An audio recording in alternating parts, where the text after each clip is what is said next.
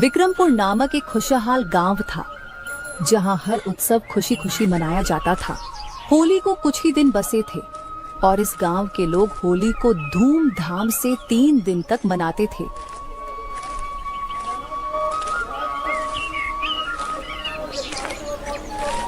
होली का त्योहार नजदीक था। पूरे गांव में तैयारियां जोरों पर थीं। हर गली में रंगों की दुकानें सज चुकी थीं। घरों में गुजिया और मिठाइयां बन रही थीं और बच्चे अपनी पिचकारियों के साथ खेलते नजर आ रहे थे। मगर उसी गांव के एक कोने में एक छोटा सा घर था, जहां रहने वाला रमेश अपने बेटे मोहन और पत्नी गीता के साथ उदासी में डूबा हुआ था। रमेश गांव के बड़े जमींदार रतनलाल के यहाँ मजदूरी करता था। रोज सुबह खेतों पर जाता, दिन भर मेहनत करता और शाम को जो कुछ पैसे मिलते उसी से घर का खर्च चलता। होली आने वाली थी, लेकिन उसके पास इतना भी पैसा नहीं था कि अपने बेटे के लिए रंग और पिचकारी खरीद सके।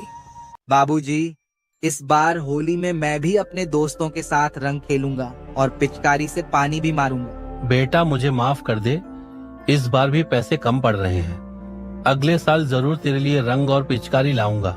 बाबूजी, पिछली बार भी आपने यही कहा था। क्या गरीब बच्चे होली नहीं मना सकते? रमेश को कुछ जवाब नहीं सूझा। उसकी आंखें नम हो गईं। अगली सुबह रमेश खेतों में काम करने के बाद जमींदार रतनलाल के पास गया। मालिक, क्या कुछ पैसे उधार मिल सकते हैं? होली पर बेटे के लिए रंग और मिठाई लेनी है। अरे रमेश, तुम गरीबों की होली भी कोई होली होती है? तुम लोग त्योहार मनाने के बारे में सोचते भी कैसे हो? मालिक, मैं मेहनत करके चुका दूंगा, बस थोड़े से पैसे दे दीजिए।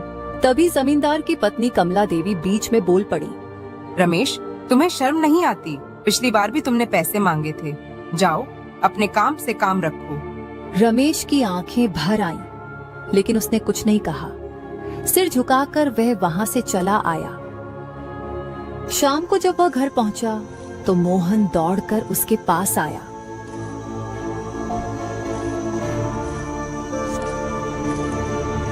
बाबूजी, क्या आप मेरे लिए रंग लाए? बेटा, इस बार भी नहीं ला सका, मेरे पास पैसे ही नहीं है। बाबूजी, पिछली बार भी आपने यही कहा था। क्या गरीब बच्चे होली नहीं मना सकते? गीता ने रमेश की तरफ देखा और उसे दिलासा दिया। कोई बात नहीं जी, हम बिना रंगों के भी होली मना सकते हैं। प्यार और खुशियों का त्योहार है, बस हमें एक दूसरे का साथ चाहिए। तभी रमेश के मन में एक विचार आया। उसने सोचा, क्यों ना खुद कुछ करने की कोशिश करे। अगले दिन वह गांव के साहूकार रामलाल के पास पहुंचा।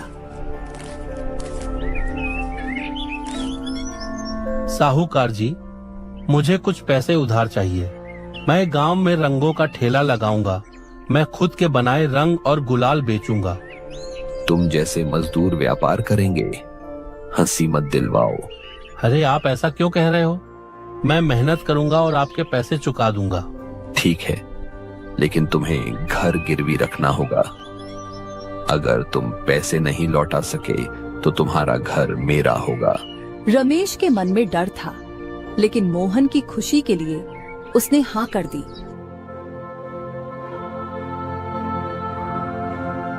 उसने पैसे लेकर सूखे फूल, हल्दी और चंदन पाउडर खरीदा और गीता के साथ मिलकर गुलाल तैयार करने लगा। मोहन भी उनके साथ लगा हुआ था। बाबूजी, ये रंग तो बहुत अच्छे लग रहे हैं और इसमें कोई जहरीला पदार्थ भी नहीं है। हाँ बेटा, ये प्राकृतिक रंग है। इससे किसी की त्वचा को कोई भी नुकसान नहीं होता है। होली से एक दिन पहले रमेश ने गांव में अपना ठेला लगाया। ले लो, शुद्ध और हर्बल रंग, बिना केमिकल वाले, ठंडक देने वाले रंग ले लो। पहले तो कोई नहीं आया, लेकिन फिर एक ग्राहक रुका। भाई, ये रंग इतने ठंडक देने वाले क्यों लग रहे हैं? ये केमिकल मुक्त हैं, देशी तरीके से बने हैं। धीरे धीरे लोगों की भीड़ लग गई और उसके सारे रंग बिक गए। वह बहुत खुश था, लेकिन गांव के एक और दुकानदार बिजू को जलन होने लगी। अगर रमेश ऐसे ही बेचता रहा तो मेरा धंधा चौपट हो जाएगा। कुछ करना पड़ेगा।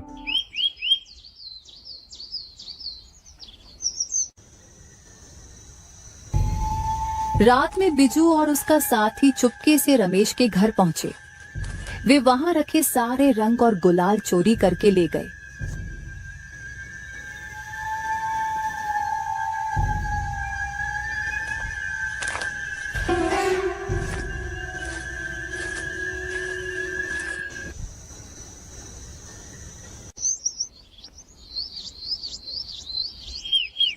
अगली सुबह जब रमेश ने देखा तो उसके पैरों तले जमीन खिसक गई।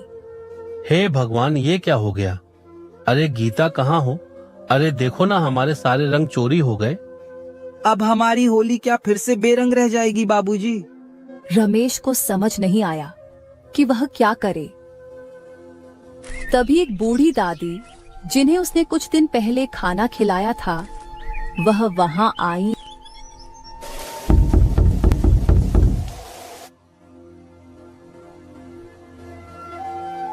जब उसने रमेश को परेशान देखा तो उसने रमेश से पूछा कि अरे बेटा, तुम बहुत परेशान लग रहे हो, क्या हुआ बेटा? रमेश ने बूढ़ी दादी को सब कुछ बताया।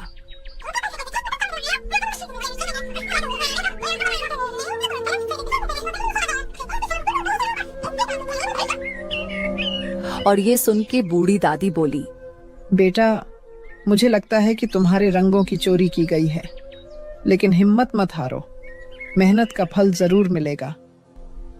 मैं हार नहीं मानूंगा, मैं इस चोरी का पता लगाकर ही रहूंगा। रमेश गहरी चिंता में डूबा हुआ था। उसकी मेहनत से बनाए गए रंग अब उसके पास नहीं थे। रमेश उदास होकर चारपाई पर बैठा था और गीता बार बार अपने पति की ओर देख रही थी, जैसे पूछ रही हो, अब क्या होगा? बाबूजी, अब हमारी होली कैसे मनेगी? हमारे पास न रंग है न पैसे। बेटा, हम हार नहीं मानेंगे। जिसने भी हमारे रंग चुराए हैं, हमें उसे ढूंढना होगा। तभी गांव में अफवाह फैलने लगी कि बिजू के ठेले पर अचानक बहुत अच्छे गुलाल और रंग बिकने लगे हैं। रमेश का दोस्त रवि भागता हुआ उसके पास आया। रमेश भाई, ये देखो, बिजू वही रंग और गुलाल बेच रहा है जो तुमने बनाए थे। रमेश के मन में आग भड़क उठी। उसने तुरंत फैसला कर लिया कि अब वह चुप नहीं बैठेगा। बिजू की दुकान पर भीड़ लगी हुई थी। गांव के लोग वहां से रंग और गुलाल खरीद रहे थे। रमेश गुस्से में वहां पहुंचा और जोर से बोला,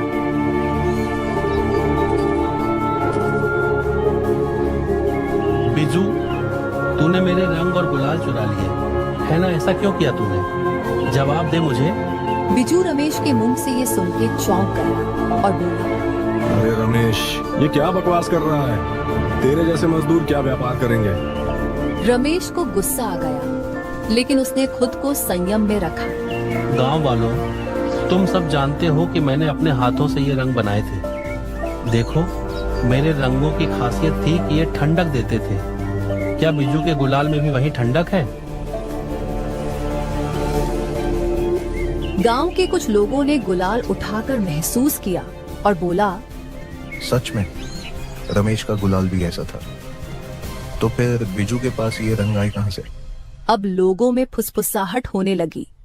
गांव वालों को शक हो गया कि बिजू ने चोरी की होगी। बेटा, जब मैंने तेरे घर पर रंगों का ढेर देखा था, वो ठीक वैसा ही था जैसा अब यहाँ दिख रहा है। अब बिजू को समझ आ गया कि वह पकड़ा जा चुका है। तभी गांव के मुखिया रामधन काका वहां पहुंच गए। बिजू, सच सच बता, ये रंग तूने चुराए हैं ना? बिजू बहुत घबरा गया और घबराई आवाज में बोला, नहीं, मैं अगर तूने कुछ नहीं किया तो बता, तेरे पास ये रंग आए कहां से? अब बिजू के पास कोई जवाब नहीं था। गांव वाले गुस्से में थे।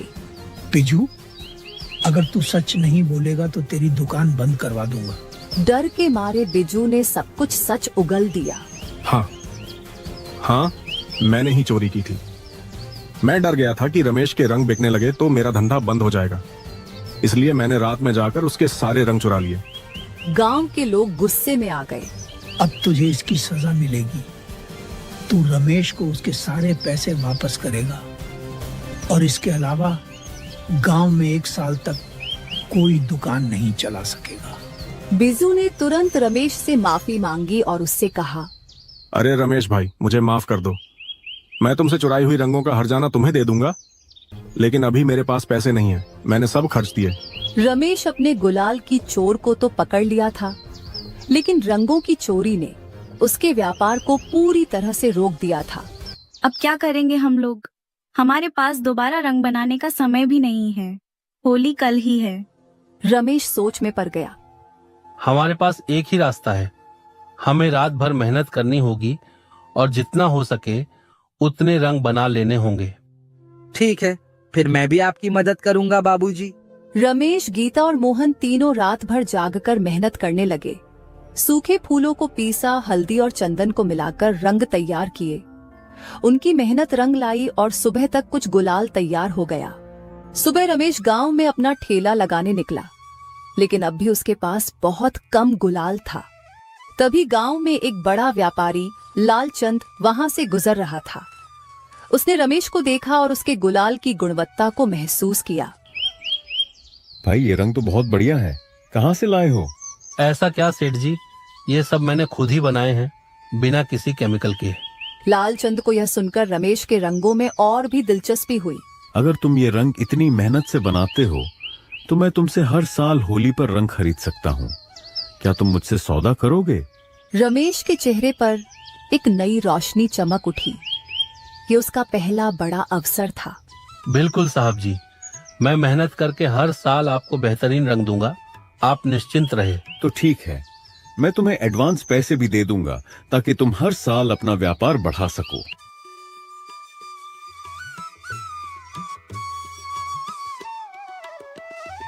रमेश को जैसे अपनी मेहनत का सच्चा इनाम मिल गया था। रमेश के मन में एक नई ऊर्जा थी। पहली बार किसी ने उसकी मेहनत को सराहा था और उसे आगे बढ़ने का मौका मिला था। लालचंद ने उसे रंग बनाने का बड़ा ऑर्डर दिया था और एडवांस पैसे भी दे दिए थे। जब लालचंद राकेश से ये सब बात कर रहा था तो मोहन भी ये सब सुन लेता है और ये सुन के वह उत्साह से बोला, बाबूजी, अब हम अमीर बन जाएंगे। अब तो हम भी नए कपड़े खरीद सकेंगे, मिठाइयाँ खा सकेंगे। रमेश हंस पड़ा और मोहन से खुश होकर बोला, हाँ बेटा, लेकिन अभी बहुत मेहनत करनी होगी। यह तो शुरुआत है, हमें इसे बनाए रखना होगा ताकि व्यापार अच्छा चले। यही सब बात करके रमेश अपनी सारे गुलाल लालचंद को देके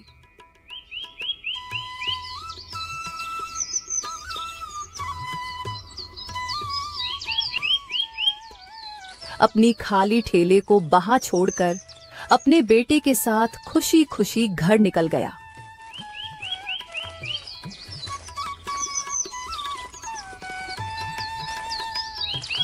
गीता, जो अब तक चिंतित थी, पहली बार मुस्कुराई। भगवान का शुक्र है कि हमारी मेहनत रंग लाई। अब हमें और अच्छे रंग बनाने होंगे। रमेश और गीता ने लालचंद के लिए रंग बनाने की योजना बनाई, लेकिन गांव में कुछ लोग ऐसे भी थे जिन्हें रमेश की यह तरक्की पसंद नहीं आ रही थी। यह रमेश अब अपने पैरों पर खड़ा हो रहा है। यह तो मजदूर था, अब व्यापारी बनने चला है। हाँ मालिक, अगर रमेश सफल हो गया तो आगे चलकर हमें कोई मजदूरी करने वाला नहीं मिलेगा। हमें कुछ करना होगा, वरना यह आगे बढ़ता ही जाएगा। मैं इसे फंसाने के लिए एक चाल सोचता हूँ। हमें ऐसा करना होगा कि रमेश को फिर से कर्ज में डुबो दे। ये सब बात करके दोनों ने मिलकर एक साजिश रची। रमेश और गीता दिन रात मेहनत कर रहे थे। मोहन भी छोटी मोटी मदद करने लगा था। सब कुछ ठीक चल रहा था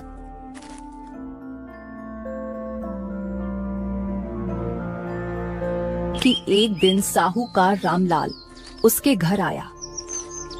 रमेश, अरे ओ रमेश, बाहर आना जरा।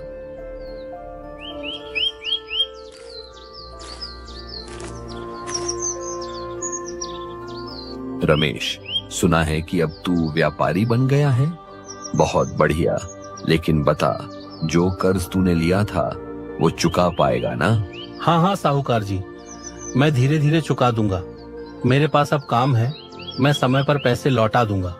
देख रमेश, हम तुझ पर भरोसा करते हैं, लेकिन व्यापार में बड़े लोग भी फेल हो जाते हैं।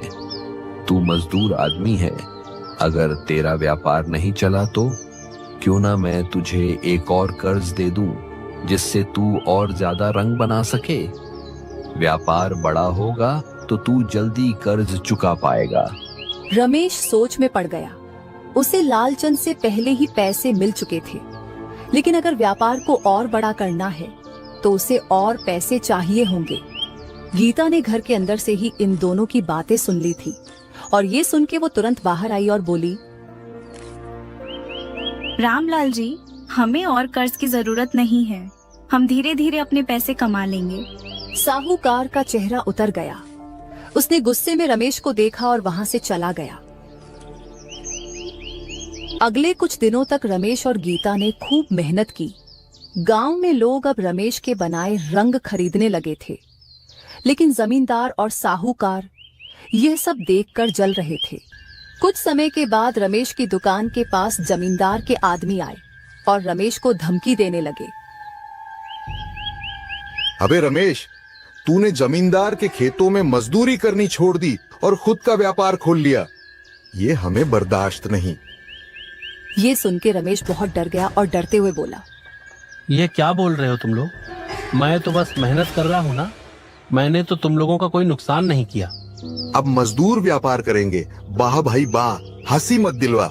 अगले दिन लालचंद गांव के लोगों से रमेश का घर का पता करके उसके घर आया। रमेश, मैंने सुना कि तुम्हारे साथ नाइंसाफी हुई, मोहन उसे लेकिन मैं उदास तुम्हारी होते देख मेहनत रहा पर था। भरोसा करता हूँ। बाबूजी, क्या तुम तैयार हो आप एक और हार मौका क्यों मान पाने रहे के हो? लिए? आपने हाँ हमें लालचंद जी, सिखाया था मैं पूरी मेहनत करूंगा। से सब कुछ लालचंद ने मुमकिन है। रमेश को और बड़ा अगर ऑर्डर हमारे दिया रंग बर्बाद और इस हो बार गए उसे तो क्या मदद हुआ? के लिए कुछ लोग हम भी दिए। फिर से मेहनत अब रमेश करेंगे। अकेला नहीं था। गीता ने भी मोहन गांव का के साथ कुछ दिया लोग और वह रमेश को हौसला देते हुए बोलती है। उसकी हाँ जी, मदद हम के फिर लिए से आगे शुरुआत आए। करेंगे। रमेश इस बार जब अपने हमें रंगों कोई को नहीं हरा तैयार पाएगा। करने में लगा था, रमेश ने अपनी पत्नी और बेटे की आंखों में विश्वास देखा। तभी बिजू उसने फैसला कर लिया कि वह दोबारा सब कुछ शुरू करेगा और कड़ी मेहनत करेगा। रमेश, मुझे अपनी गलती का एहसास हो गया है। क्या तुम मुझे भी अपने साथ काम करने दोगे? बाबूजी, इस पर भरोसा मत करो। इसने पहले भी हमें धोखा दिया है। रमेश सोच में पड़ गया। क्या बिजू सचमुच बदल गया था या यह कोई नई चाल थी? रमेश बिजू की ओर संदेह भरी नजरों से देख रहा था। मोहन और गीता को भी भरोसा नहीं था कि वह अपनी पुरानी आदतें छोड़ चुका होगा। बाबूजी, इसे अपने साथ काम मत करने दो। ये आदमी धोखेबाज है। बिजू, अगर तुम सच में पछता रहे हो तो ये साबित करो कि तुम बदले हो। बिजू ने सिर झुका लिया और थोड़ा भावुक होके बोला, रमेश भाई, मैं सच में बदलना चाहता हूँ। मैंने अपनी गलती समझ ली है। मुझे एक मौका दो, मैं तुम्हारी मदद करना चाहता हूँ। रमेश सोच में पड़ गया। एक तरफ उसे बिजू पर भरोसा नहीं था, लेकिन दूसरी तरफ उसे मदद की जरूरत थी कि लालचंद ने बहुत बड़ा ऑर्डर दिया था। लालचंद को उत्सव के लिए बहुत सारे गुलाल की जरूरत थी। कुछ देर सोचने के बाद रमेश ने कहा, ठीक है बिजू, मैं तुम्हें एक मौका देता हूँ, लेकिन अगर तुमने दोबारा कोई चाल चली तो इस बार माफी नहीं मिलेगी। ये सुन के बीजू बहुत खुश हो गया और फिर रमेश, गीता, मोहन, बिजू गांव के 2 आदमी मिलकर फिर से रंग बनाने में जुट गए। ऐसे ही थोड़े समय बाद रमेश ने सबकी मदद से लालचंद को ढेर सारा रंग दे दिया और फिर से गांव में रंग बेचने लगा। रतनलाल और रामलाल को यह खबर मिली कि रमेश दोबारा अपने काम में जुट गया है। यह आदमी हार मानने का नाम ही नहीं ले रहा। इसे फिर से रोकना होगा। इस बार इसे पूरी तरह से खत्म करना होगा। हमें ऐसा करना होगा कि ये दोबारा उठ ही न सके। यही सब बात करके उन्होंने मिलकर फिर से एक चाल चली। थोड़े समय बाद गांव में अचानक यह अफवाह फैलने लगी कि रमेश अपने रंगों में सस्ते और हानिकारक केमिकल मिलाता है। अगले दिन जब रमेश अपने ठेले पर रंग बेच रहा था, तभी कुछ गांव वाले आए और गुस्से से बोले, रमेश, तुम्हारे रंग से हमारे बच्चों की त्वचा लाल हो गई। तुमने इन रंगों में जहर मिलाया है। नहीं, मैं तो खुद ही हर्बल रंग बनाता हूँ। इसमें कोई केमिकल नहीं है। लेकिन हमारे पास सबूत है। किसी ने तुम्हारे रंगों को जांच के लिए भेजा और उनमें केमिकल मिला। रमेश को समझ नहीं आया कि यह सब क्या हो रहा है। तभी मुखिया रामधन काका आए और बोले, रमेश, जब तक यह मामला सुलझता नहीं तब तक तुम्हें रंग बेचने से रोक दिया जाएगा। ये सब होने के बाद रमेश पर जैसे बिजली गिर गई। वो बहुत दुखी हो गया था। रमेश उदास होकर घर लौटा।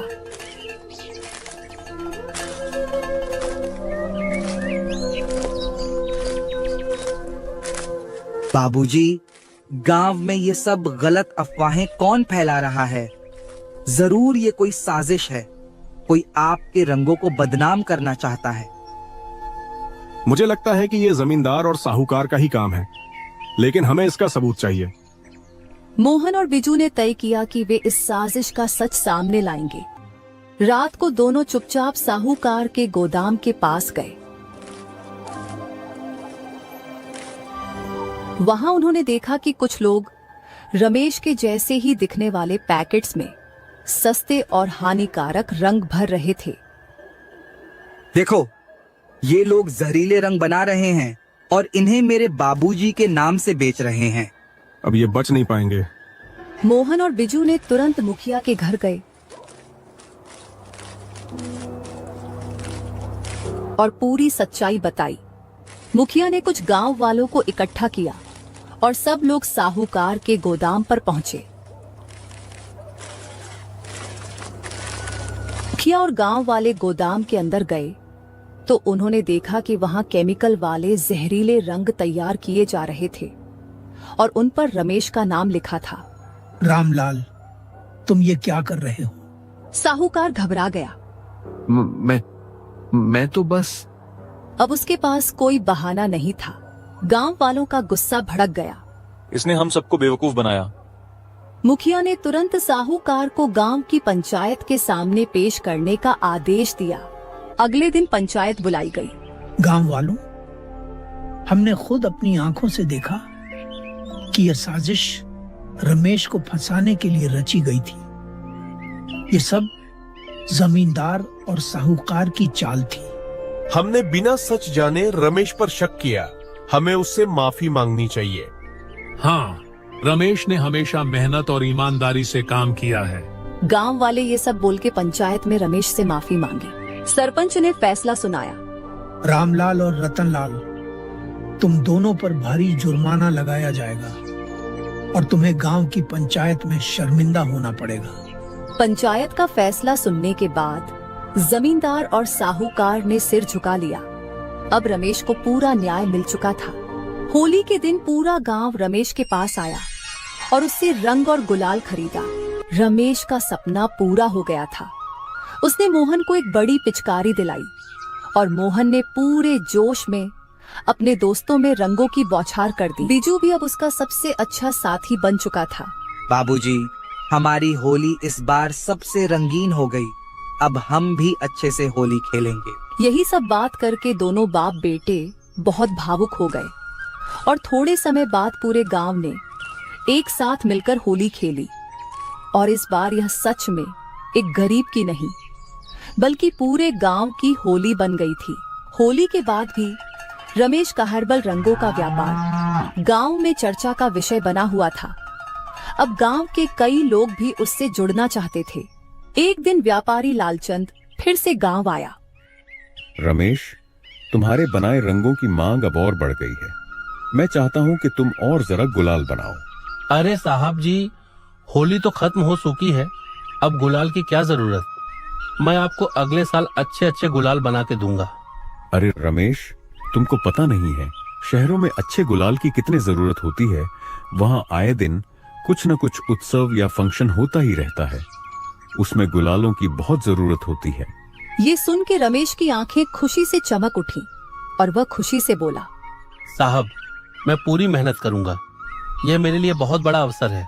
लेकिन तुम्हें और लोगों की मदद की जरूरत पड़ेगी। अकेले तुम ये काम नहीं कर सकते। रमेश ने गांव के कुछ लोगों को इकट्ठा किया और कहा, मैं चाहता हूं कि जो लोग भी मेहनत करना चाहते हैं वे मेरे साथ आए। हम मिलकर रंग बनाएंगे और शहर में भी बेचेंगे। गांव के कई मजदूर जो अब तक जमींदार के खेतों में गुलामी कर रहे थे, रमेश की ओर बढ़े। रमेश भाई, हमें भी काम चाहिए, क्या हम तुम्हारे साथ काम कर सकते हैं? रमेश ने खुशी खुशी उन्हें अपना साथी बना लिया। अब रमेश अकेला नहीं था, उसके साथ पूरा गांव था। जब जमींदार रतनलाल और साहूकार रामलाल को यह पता चला कि रमेश अब शहर में अपना व्यापार बढ़ाने वाला है, तो वे फिर से जलने लगे। अब ये मजदूर हमारे खेतों में काम करने के बजाय रमेश के साथ काम करेंगे। हमने इसे गिराने की हर कोशिश कर ली, लेकिन यह हर बार और भी मजबूत होकर खड़ा हो जाता है। गांव वालों को अब रतनलाल और रामलाल से कोई डर नहीं था। पंचायत के आदेश के अनुसार दोनों को जुर्माना भरना पड़ा और उनका प्रभाव गांव में धीरे धीरे खत्म होने लगा। अब जमींदार और साहूकार की शक्ति कमजोर पड़ चुकी थी। गांव के लोग अब रमेश के साथ मिलकर काम करने लगे थे, जिससे उनका भी जीवन सुधरने लगा। रमेश का व्यापार बढ़ने लगा। अब वह अपने परिवार को अच्छा जीवन देने में सक्षम हो गया था। मोहन हंसते खेलते अपने पिता से बोलता है, बाबूजी, अब हम भी नए कपड़े खरीद सकते हैं ना? रमेश ने प्यार से मोहन से बोला। हाँ बेटा, अब तुम्हारी हर इच्छा पूरी होगी। अब तुम्हारी होली कभी बेरंग नहीं होगी। मोहन की खुशी का ठिकाना नहीं रहा और मोहन की खुशियों को देख उसकी माँ गीता भी बहुत खुश हो रही थी। तो अगले साल होली पर मैं और भी बड़ी पिचकारी लूंगा। गीता हंस पड़ी और मोहन से प्यार से बोली, हाँ हाँ बेटा, तुझे जो भी चाहिए तू वो सब खरीदना, तेरे पिता तुझे सब दिलवाएंगे। यही सब बात करके इन तीनों की ये छोटी सी परिवार खुश हो जाते हैं और अपने बीते दिनों की दुखों को भुलाकर अपनी बाकी की जीवन खुशी से व्यतीत करने की संकल्प लेते हैं।